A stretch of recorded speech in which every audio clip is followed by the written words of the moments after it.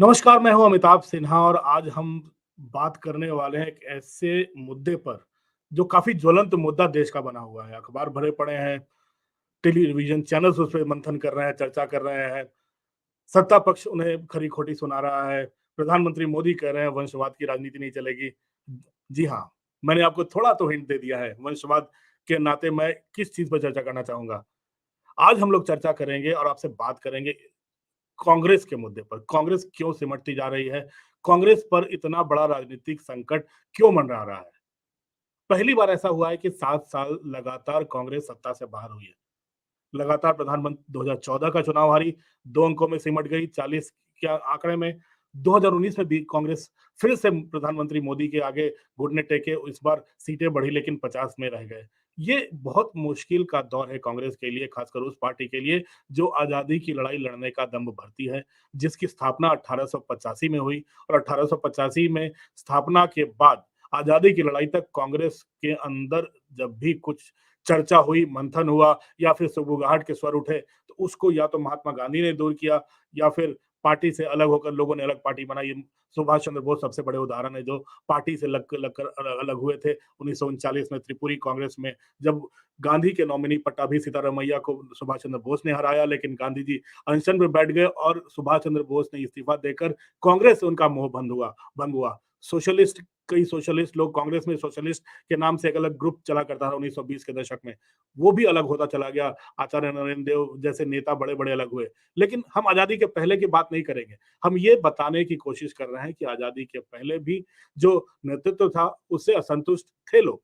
असंतुष्ट हर पार्टी में होते हैं, लेकिन अभी जो संकट गहराया, अटल बिहारी वाजपेयी के समय भी संकट गहराया था, जब 1998 से लेकर लगातार 2004 तक अटल बिहारी वाजपेयी की सरकार थी। सोनिया गांधी ने तब सत्ता संभाली थी।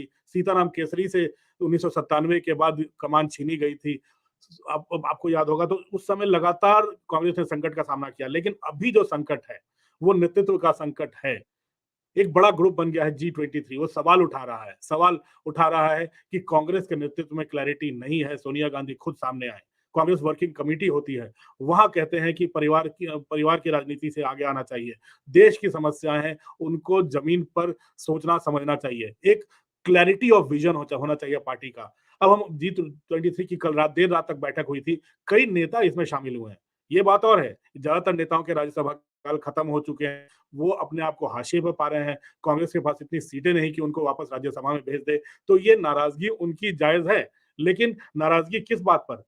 अगर उन्हें राज्यसभा मिल गई होती या सत्ता मिल गई होती, तो शायद इतना इतना हंगामा नहीं होता। लेकिन सवाल उठा रहे हैं वंशवाद की राजनीति पर। हम आपको एक बयान सुनवाना चाहेंगे संदीप दीक्षित का, जिसमें उन्होंने जमकर खरी खोटी सुनाई है मौजूदा आलाकमान को। सुनते हैं क्या कहा है संदीप दीक्षित ने। रहे हैं, कुछ कारण हैं। कुछ ये भी है कि देश की एक अपनी मानसिकता कुछ बदली हुई है, उसमें हमको अपने आप को जगह बनानी है। हमारा शायद जो चेहरा लोगों के सामने आ रहा है, वो शायद उतना अब आकर्षित नहीं लोगों को करता है जितना करना चाहिए। हम शायद अपनी बात लोगों को उस तरीके से नहीं बता पा रहे हैं। तो ये कोई एक या दो चुनाव की बात नहीं है, ये एक या दो लीडर्स की बात नहीं है। संगठन में कुछ ऐसी कमजोरियां आई हैं और ये ऐसी कोई कमजोरियां नहीं है। पहले तो ये बात सही है कि जो हम ठीक नहीं कर सकते। ठीक है, समय लगेगा।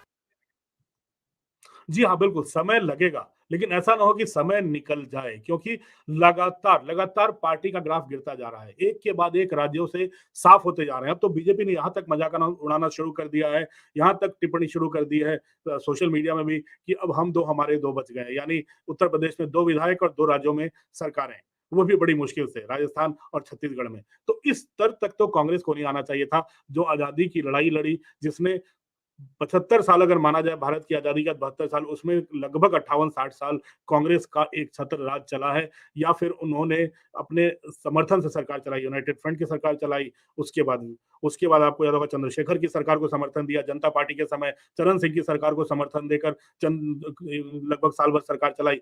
तो ये तमाम चीजें हैं जो कांग्रेस को बताती हैं कि कांग्रेस अब इन चीजों से नहीं भाग सकती कि देश पीछे रह गया है।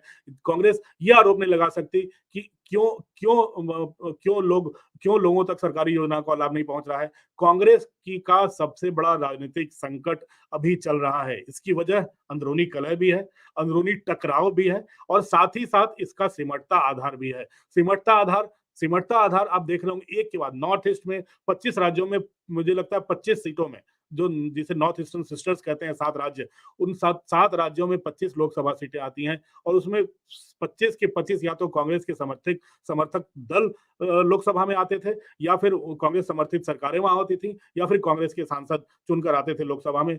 कोई नॉर्थ ईस्ट में कांग्रेस के विरोध में खड़ा नहीं होता था। दक्षिण भारत में कांग्रेस का एक छत्र राज था, वहां वो लगातार टूटते चले गए हैं।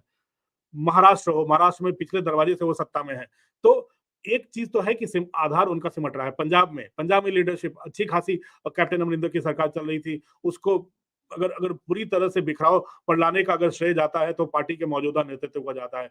अगर सब कुछ सीधा चलता रहता, चुनाव के बाद आप नेतृत्व बदल सकते थे, बिना लीडरशिप के आप चुनाव में जा सकते थे, लेकिन पंजाब में आपने बिखरने दिया, सिद्धू को आगे आने दिया। नवजोत सिंह सिद्धू, आपको याद होगा जब बीजेपी में रह के बीजेपी में उनके तमाम मेंटर थे अरुण जेटली, जब उनके होकर नहीं रह पाए तो कांग्रेस के होकर कैसे रहते हैं। आम आदमी पार्टी में उन्होंने पिंगे बढ़ाई थी, तो सिद्धू की अलग था। लेकिन हमारे कहने का मतलब यह है कि पंजाब में काफी मुश्किल की घड़ी थी। तो कुल मिलाकर एक चीज तो कही जा सकती है कि फिलहाल दिशा विहीन कांग्रेस है। आप बंगाल में चुनाव लड़ते हो, बंगाल में आप पूरे देश में सेक्युलरिज्म की दुहाई देते हो, बीजेपी के कम्युनिज्म से लड़ने की बात करते हो, लेकिन आप बंगाल में क्या करते हो? बंगाल में आप आईएसएफ, इंडियन सेक्युलर फ्रंट के साथ टाई अप करते हो। फुरफुरा शरीफ जो जिस मस्जिद के इमाम के साथ आप टाई अप करते हो, ये देश भर में क्या संदेश देगा? ये देश भर में तो संदेश ठीक नहीं देता है, क्योंकि आप एक कम्युनल पार्टी के साथ टाई अप कर रहे हो। केरल में आपने इंडियन यूनियन मुस्लिम लीग, जिसके बनातवाला वगैरह आप काफी दिनों तक सांसद भी रहे थे, उनके साथ आप लगातार टाई अप करते हो। वहां भी आप मुस्लिम लीग के साथ टाई अप कर रहे हो। अगर अगर ऐसे संदेश, अगर अगर घोर हिंदुत्ववादी शिवसेना के साथ आपने महाराष्ट्र में टाई अप किया, तो आपके जो कैडर हैं वो अपने कार्यकर्ताओं तक, अपने लोगों को या फिर अपने सपोर्टर्स को कैसे बताएंगे कि कम्युनलिज्म पे या फिर धर्म पे पार्टी की क्या राय है? अगर आप प्रधानमंत्री मोदी के गंगा में डुबकी लगाने पर सवाल उठा रहे हो, आप अयोध्या के राम मंदिर पर सवाल उठा रहे हो कि कैसे कोर्ट का जजमेंट आया, लेकिन कैसे मंदिर बनना शुरू हो गया, उसमें ये धांधली हो रही है। लेकिन जब राहुल गांधी और पूरा प्रियंका गांधी खुद मंदिर जाते हैं, खुद दर्शन करते हैं, वहां पे फिर उनका हिंदू जागता है, वो किसको दिखाने की कोशिश कर रहे हैं? तो और तीसरी जो सबसे बड़ी अहम बात है, राहुल गांधी फ्रंट से आकर लीड क्यों नहीं कर रहे? पार्टी, अगर अगर 10 साल के यूपीए के शासन को देखा जाए तो एक कोशिश हुई थी राहुल गांधी को ऊपर लाने की, कैबिनेट में शामिल करने की, ताकि उनको अनुभव भी हो जाए। लेकिन आपने देखा होगा एरोगेंस जिसे कहते हैं पार्टी के नेता और बीजेपी की, किस तरह से उन्होंने प्रेस क्लब की प्रेस कॉन्फ्रेंस में सरकार के एक बिल को यूं यूं फाड़ा था, सबके सामने, देश के सामने, जनता के सामने, पूरे लाइव टेलीकास्ट में उन्होंने यूं फाड़ा था। तो एक संदेश तो उन्होंने इस तरह का दे दिया। तो कांग्रेस को में अगर उनको सामने आना है, अगर गांधी नेहरू परिवार को अपना वर्चस्व बनाए रखना है, तो ऐसी ढुलमुल राजनीति से काम नहीं चलने वाला। आपको फ्रंट से आकर लीड करना पड़ेगा और यही संदेश देश की जनता राहुल गांधी से चाहती है। Clarity of vision, clarity of thought and clarity of leadership. मैं नेतृत्व में हूं। अगर प्रधानमंत्री मोदी सत्ता में आते हैं तो आने के पहले उन्होंने क्लियर कर दिया था, चीजें उनके मुताबिक चलेंगी और उनकी टीम के मुताबिक चलेंगी। युवा होंगे, 75 पार जितने नेता थे, बड़े नेता थे, जिन्होंने पार्टी को बनाया, अपने खून पसीने से सींचा, लेकिन उनको मार्गदर्शक मंडल बनाने में प्रधानमंत्री मोदी ने देरी नहीं लगाई। वो जानते थे कि अगर वरिष्ठ नेता हुए तो उनके मुताबिक भी काम करना पड़ सकता है।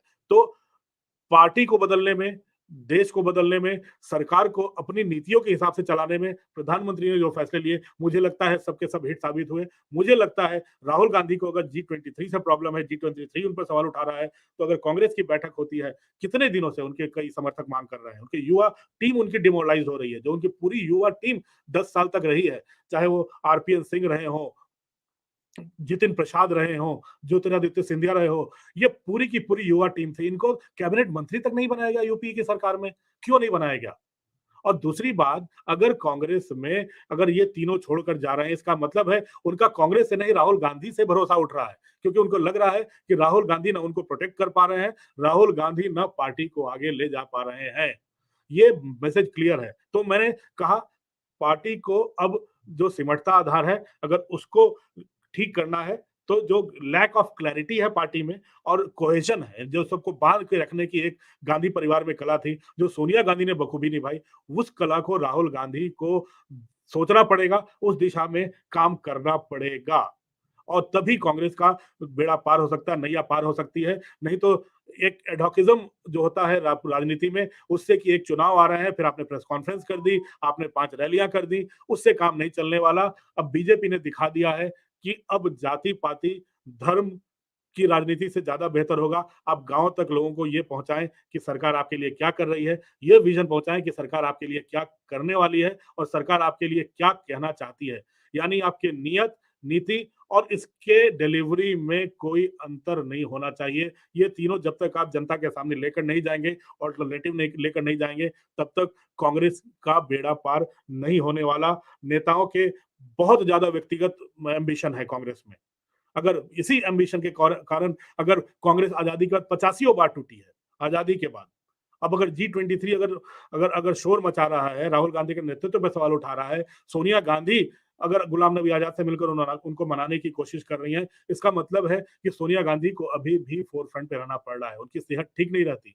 अगर राहुल गांधी को अगली पीढ़ी में लीड करना है, उम्र बहुत पड़ी है उनके पास, लेकिन राजनीति में एक-एक पल कीमती होता है। अगर अगर 24 घंटे भी आप किसी को दे दो राजनीति में, तो दूसरा बाजी मारकर ले जाएगा। राजनीति में सोचने का वक़्त नहीं होता। तो अब आपको बताते हैं, ऐसे में बीजेपी क्या तल्ख टिप्पणियाँ कर रही है उनके ऊपर। खुद केंद्रीय मंत्री मुख्तार अब्बास नकवी क्या कह रहे हैं, आप सुनते हैं।